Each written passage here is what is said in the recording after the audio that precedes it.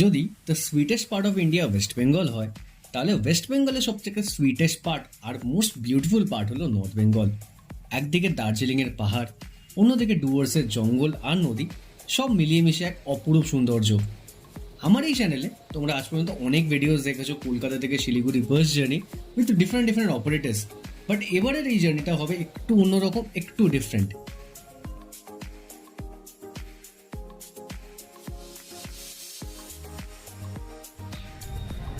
So for the first time আজকে আমি কিন্তু ট্রাভেল করতে চলেছি কলকাতা থেকে Siliguri by car, and more specifically this car will be driven by us. So May মাসের এন্ডের দিকে আমরা কিছুজন বাস এনথুজিয়াস্টরা মিলে বেরিয়ে পড়েছিলাম কলকাতা থেকে নর্থ বেঙ্গলের উদ্দেশ্যে, অ্যান্ড সাথে ছিল জুম কার থেকে রেন্ট করা একটা সুইফট ডিজায়ার, যেটা করে আমরা 5 জন মিলে স্টার্ট করেছিলাম আমাদের জার্নি। অ্যান্ড আমাদের গন্তব্য ছিল আমাদের সকলের প্রিয় একটা ডেস্টিনেশন, সেটা হচ্ছে দার্জিলিং। তো এই ভিডিওটা কিন্তু বেশ কিছু পার্টে ডিভাইডেড থাকবে, অ্যান্ড ফার্স্ট পার্টে আমি শোকেস করবো কলকাতা থেকে শিলিগুড়ি জার্নি এক্সপিরিয়েন্সটা। সো চলো let's get back to the travelling day, and আমাদের জার্নিটা স্টার্ট করা যাক from Kolkata. So getting ready for another adventure, another trip. আজকে হচ্ছে 29শে মে, আর এই মুহূর্তে বাজে ঘড়িতে সন্ধ্যে 6:15, আর আমি রেডি হচ্ছি এখন আমাদের পিক আপ পয়েন্টে পৌঁছানোর জন্য।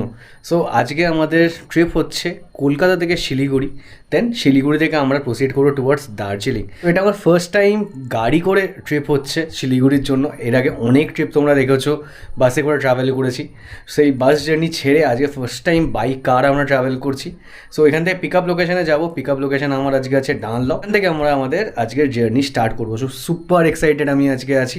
সো চলো তোমাদেরকে পুরো জার্নিটা শো করবো, আর তোমাদের দেখাবো আমাদের কতটা টাইম লাগলো এখান থেকে শিলিগুড়ি পৌঁছাতে, আর আমাদের এক্সপিরিয়েন্স এরকম হলো through out the trip. So ভিডিওটা দেখতে থাকো তোমরা।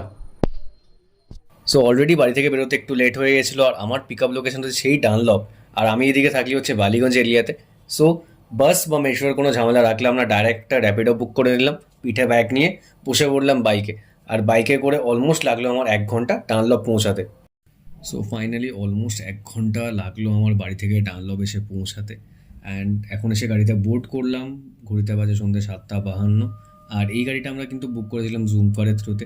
অনেক হ্যাসেলের পর গিয়ে এই গাড়িটা আমরা পেয়েছি ফাইনালি, অ্যান্ড এই গাড়িটা পিক আপ করা হয়েছিল শিবপুর এরিয়া থেকে, যেখানে আমাদের গ্রুপের 2 জন গিয়ে পিক আপ করে এনেছিল গাড়িটা। তারপর গাড়িটা নিয়ে এলো তারা ডানলপের দিকে, অ্যান্ড তারপর আমরা বোর্ড করলাম গাড়িটা। বারাসাত, আওয়ালসিদ্ধি, আমডাঙ্গা বোর্ডিং না থাকলে এখানে ঢুকে যাচ্ছে। এটা মনে হয় বিএসআরটিসির গাড়িটা 73G কত একটা।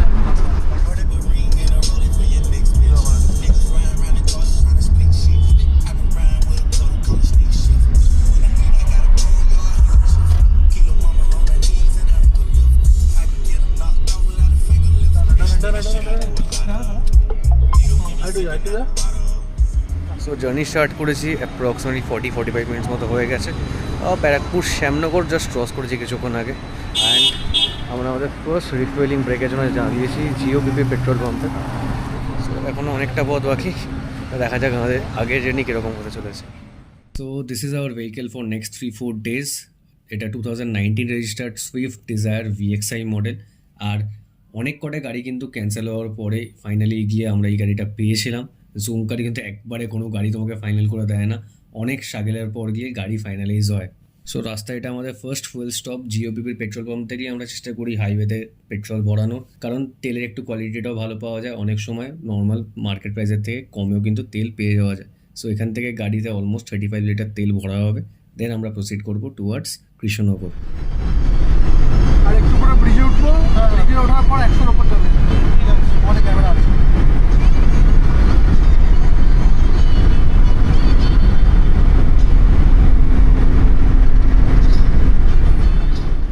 ওদেরকে দেখলাম ওটা চাপদারিওয়ালা একদম কম বয়সী একটা ছেলে চালাচ্ছে বাড়ি,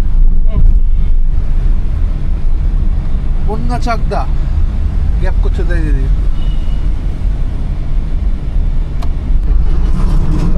75-55 নতুন গাড়ি, যা সালায় টায়ার পাঞ্চার হয়ে গেছে। 100 টায়ার পাঞ্চার হয়ে গেছে। সো ইটস অ্যারাউন্ড 10:23, আর এই সামনে হচ্ছে শঙ্কর, কৃষ্ণনগরের শঙ্কর মিষ্টান্ন প্রতিষ্ঠান, যেখানে বাসে করে যখন আমরা ট্রাভেল করি শিলিগুড়িতে তখন আমরা এখানে চেন্নাই স্টপ নিয়ে থাকি। সো এখানেই আমরা দাঁড়িয়েছি for a short break, dinner break নয়, just for a short break, short tea break. আর এখান থেকেই আবার প্রসিড করে টুয়ার্ড শিলিগুড়ি।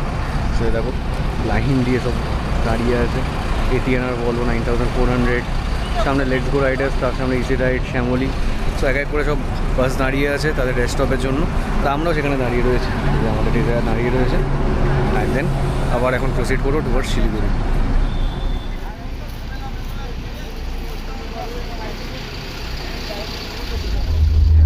গ্রিন করিডোর হয়ে যাবে, অসুবিধা নেই।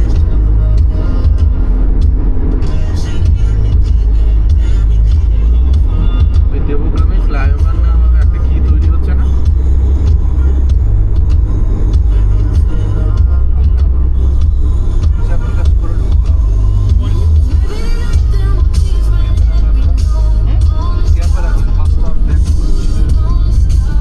এইখানটাই রাখুন না, একদম বাদিকে যান, একদম বাইরে, একদম বাদিকে যান। একদম বাইরে। দাও তো।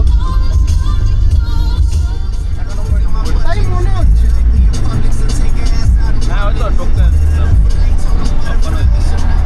ডান দিক বাদিক যখন হচ্ছিল তখন ছিল।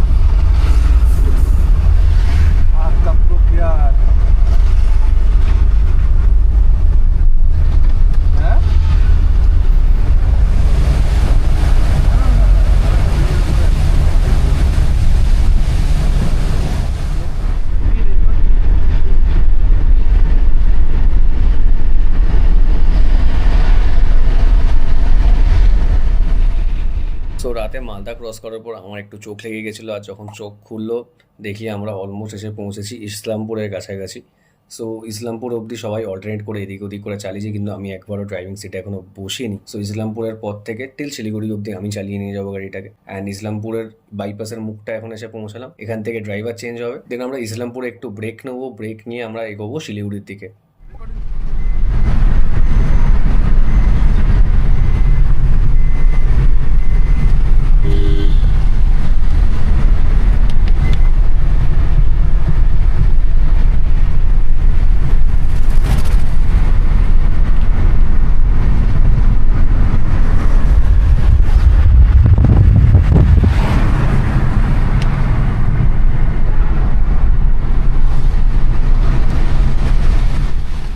সো একটা শর্ট 10-15 মিনিটের টি ব্রেক নিচ্ছি আমরা ইসলামপুরে। এখানে কিন্তু প্রচণ্ড বৃষ্টি হচ্ছে, আর এই বাস স্ট্যান্ডের চাটা কিন্তু দুর্ধর্ষ বানায়।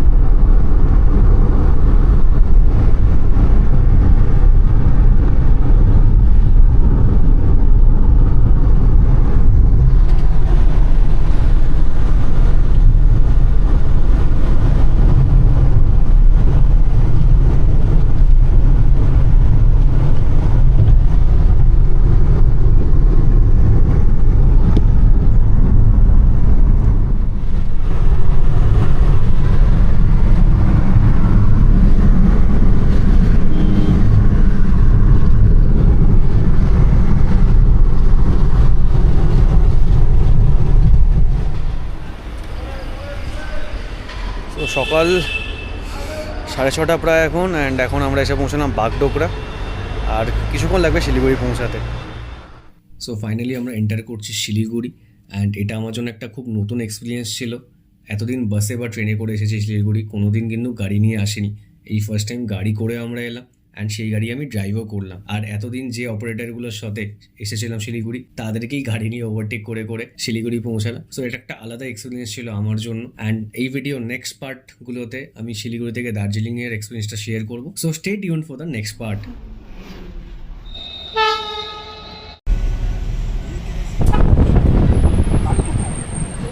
আমরা এখন অনলাইনে বুক করেছিলাম বা অনলাইনে চেক করেছিলাম, ভাবতে পারিনি যে এতটা আমাদের স্ট্রাগল করতে হবে। So the view from this place is amazing.